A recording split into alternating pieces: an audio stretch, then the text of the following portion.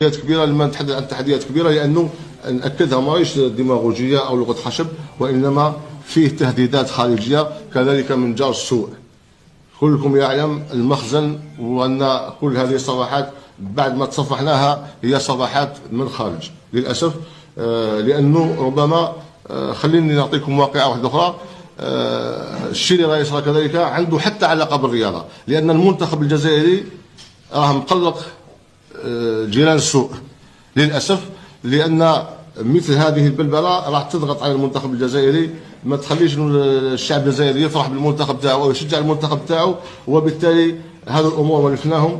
نطلب اليوم من خلالكم نوجه رساله لكل التجار والمتعاملين الاقتصاديين باش يتصداوا لهذه المحاولات، باش يتصداوا ربما يكونوا واقفين، يكونوا مجندين في محلاتهم ويفتحوا محلاتهم خاصة يوم الخميس.